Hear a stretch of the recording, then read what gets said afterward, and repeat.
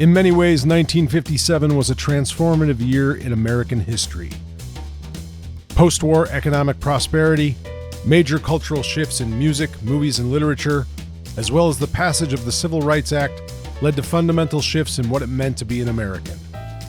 While nostalgia for the era clouds our memories, we often recast it as one of simplistic and wholesome innocence, filled with ponytailed high school girls attending sock hops with clean-cut, all-American nice guys in Dad's Buick.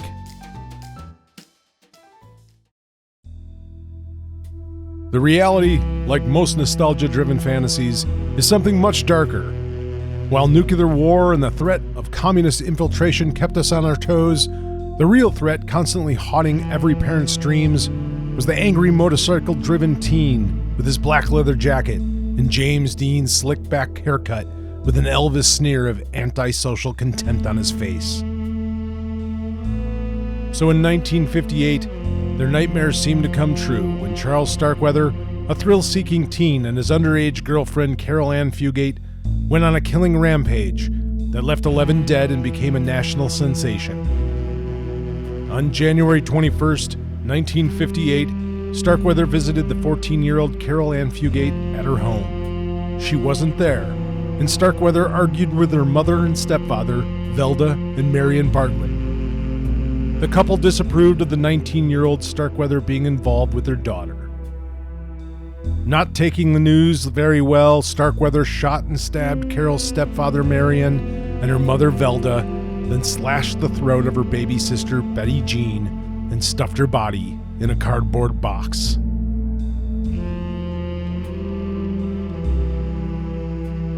When Caril arrived at home and found her boyfriend Charles had murdered her parents and her baby sister, she didn't call the police. She didn't run from the house screaming bloody murder.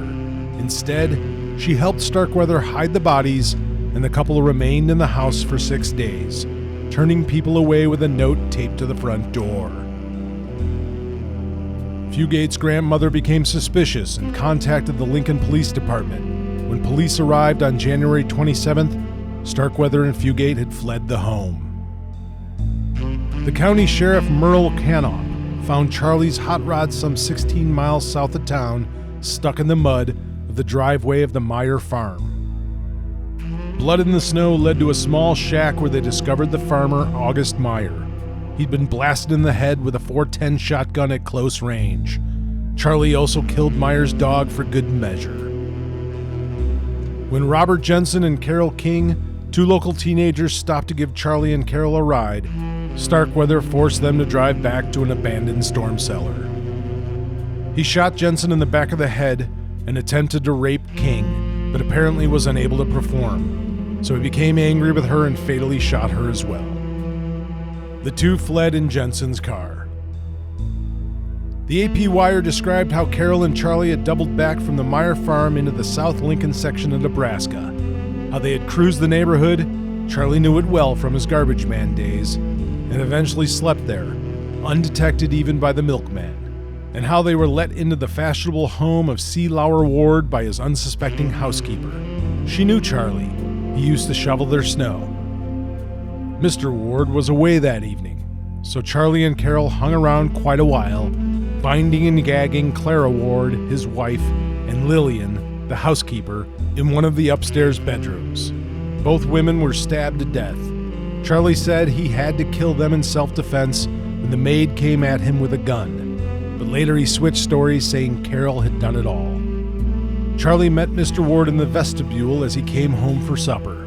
The industrialist got Charlie's customary greeting, a shotgun blast to the head. The killers filled Ward's black 1956 Packard with stolen jewelry from the house and fled Nebraska. While the police searched mainly southeast Lincoln, thinking that they would head for Kansas City, Caril and Charlie were hundreds of miles away in Wyoming, heading northwest on Highway 2 for Washington State to stay with Charlie's brother Leonard. On their way, a few miles outside the small town of Douglas, the couple noticed a new Buick parked alongside the road. They pulled over to take a look. Inside, Merle Cullison, a shoe salesman from Great Falls, Montana, was stretched out, catching himself a little shut-eye. Charlie woke him with a bullet through the window. Merle struggled to get out of the car, but was blasted back into the front seat by 9 bullets from Charlie's gun. While Charlie struggled to free the Buick's emergency brake, Joe Sprinkler stopped to lend a hand. He thought there'd been an accident. Joe spotted the body in the front seat and thought better of it, and grabbed Charlie's rifle instead. As the two struggled, a Wyoming deputy sheriff driving into Douglas on a routine errand happened by. He didn't recognize the Ward car, but he stopped when he saw the men fighting over the rifle. Caril hightailed it to his car, screaming, "Help! It's Starkweather! He's crazy! He just killed a man!" Charlie dropped his gun, leaped into the Packard, and lit out. The deputy radioed ahead. Douglas cops set up a roadblock. Charlie tore through it at better than 100 miles an hour and kept right on going. The sheriff and the police chief joined the chase, guns firing. Charlie stopped when a shot shattered his window. He staggered out of the Packard, hand over his ear, shouting, "I'm hit! You lousy bastards hit me!" Inspection showed he had a superficial cut from a piece of flying glass. It was all over but the tears.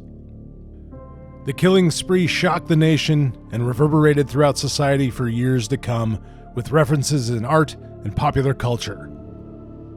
25 years later, Terrance Mallick's debut film BADLANDS shocked audiences with its unique blend of peerless poeticism, eerie violence, and detached melancholy. Starring Martin Sheen as the troubled drifter Kit and Sissy Spacek as his doting 14-year-old accomplice Holly, BADLANDS is considered by many to be the finest adaptation of the sensational killing spree and left audiences shocked and enamored by its stark realism and naked brutality. To find out more about the 1973 film BADLANDS and the horrific true events that inspired it, listen to the entire Real Crimes podcast episode on iTunes, Spotify, Amazon Music, or wherever podcasts are found. Or visit the Real Crimes website, realcrimespod.com. That's REEL with 2 E's. Until then, keep it real.